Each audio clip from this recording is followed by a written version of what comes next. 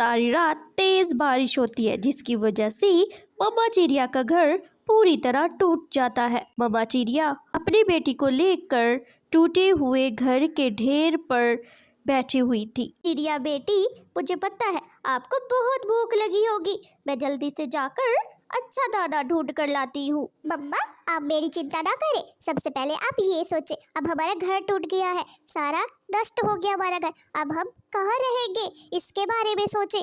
मम्मा, क्या ऐसा हो सकता है जो हमारे दूसरे पंछी है वो हमें अपने घर रहने दे? हम गरीब पंछी है और गरीब पंछी का इस जंगल में कोई नहीं होता।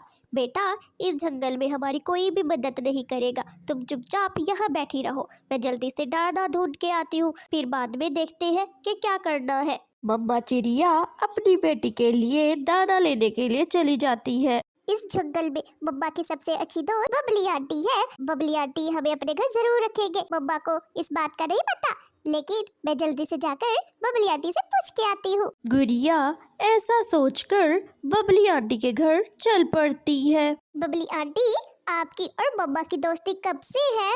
या बेटी, तब से हमारी दोस्ती है जब मैं छोटी थी और आपकी मम्मा भी छोटी थी, तब से हम बहुत अच्छे दोस्त हैं। आपकी दोस्त मतलब मेरी मम्मा? मेरी मम्मा का घर टूट गया है।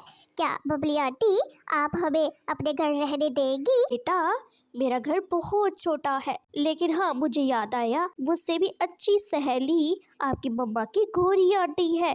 आप गोरी आंटी के घर जाओ, गोरी आंटी का घर भी बहुत बड़ा है और गोरी आंटी आपको दाना भी देगी, आप उनके पास जाओ। अच्छा, अगर ऐसी बात है तो मैं अभी गोरी आंटी के घर जाती हूँ। ऐसे ही गुड़िया उड़ती है और घोड़ी के घर जाती है। गोरी आंटी, मुझे बबली आंटी ने बताया है कि आप मम्मा की बहुत अच्छी सहेली है। गुड़िया, मैं तुम्हारी मम्मा को लंबे समय से जानती हूँ। तुम्हारी मम्मा ने मेरे हर मुश्किल वक्त में साथ दिया है। आपकी दोस्त यानी मेरी मम्मा मुसीबत में है, आपको मेरी मम्मा की मदद करनी चाहिए। तो गुड़िया बताओ, मैं आपकी मम्मा की कैसे मदद कर सकती हूँ?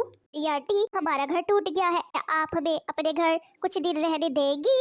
ओ, मुझे याद आ गया, कल ही आपकी मम्मा की और मेरी लड़ाई हुई थी, इसलिए मैं आपकी मम्मा को अपने घर नहीं रख सकती। मम्मा ने सच ही कहा था कि इस जंगल में गरीबों का कोई भी नहीं होता, आज मैंने देख लिया। गुड़िया रोते हुए अपने टूटे हुए घर के ऊपर आकर बैठ जाती है। अपने टूटे हुए घर को देखकर रोने लगती है। मम्मा चिड़िया अपनी बेटी को दाना खिलाने के लिए दाने के तलाश में यहाँ वहाँ भटक रही थी। चिड़िया एक आम के पेड़ पे जाकर बैठ जाती है और आम को देखकर आम तोड़ लेती है। अपनी बेटी के लिए आम तोड़ कर ले जाती हूँ। मेरी बेटी आम खाएगी और भूख मिट जाएगी और फिर घर बनाने का सोचूंगी। मम्मा चिड़िया आम का फल तोड़कर जा रही होती है तो रास्ते में बूढ़ी कौवी मिल जाती है। बेटी, ये आम का फल मेरा है। सुबह को मैं फल तोड़ने गई थी, लेकिन ये फल मुझसे टूट नहीं रहा था। बेटी, ये फल मुझे दे दो और तुम वापस आम के पेड़ पर चली जाओ। ठीक है माँ जी, ये लो, आप ये फल ले लो, मैं और दाना यहाँ वहाँ से ढूंढ लूँ। बेटा, तुम्हें दाना ढूंढने की कोई ज़रूरत नहीं है, तुम दोबारा उसी आम के पेड़ पर चली जाओ। वो जादुई पेड़ है, वो तुम्हें कुछ ना कुछ ज़रूर देगा। ठीक है माँ जी, मैं जाती हूँ, वैसे भी मेरी बेटी को भूख लगी है। मम्मा चिड़िया आम के पेड़ की तरफ चल पड़ती है। पेड़, मैं और मेरी बेटी बहुत भूखी है, क्या तुम हमें एक फल दे सकते हो?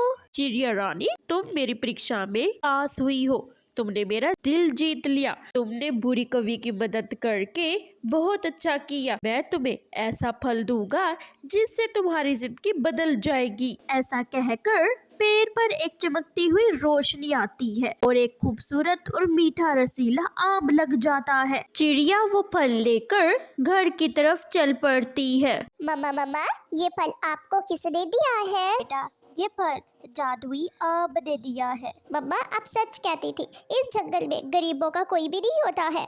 मैं सबके पास गई मदद के लिए, लेकिन किसी ने भी हमारी मदद नहीं की। हाँ बेटा, मैं जानती हूँ, मैंने सबको आजमाया हुआ है, लेकिन तुम चिंता ना करो। लो, मैं तुम्हारे लिए फल लाई हूँ, जल्दी से अपनी भूख मिटाओ। मम्मा चिड़िया जैसे ही आम को काटती है, आम से एक रोशनी निकल और देखते ही देखते बड़ा और खूबसूरत आमों का घर बन जाता है। मम्मा ये प्यारा और इतना बड़ा और खूबसूरत घर, क्या ये हमारा है? मुझे तो अपनी आंखों पर विश्वास भी नहीं हो रहा। हाँ बेटा, चलो घर के अंदर चलते हैं। जैसे ही मम्मा चिड़िया और गुड़िया घर के अंदर आती हैं, तो बहुत सारे फल रखे होते हैं, जिसे देखकर मम्मा चिड़िया और गुड़िया बहुत खुश होती है।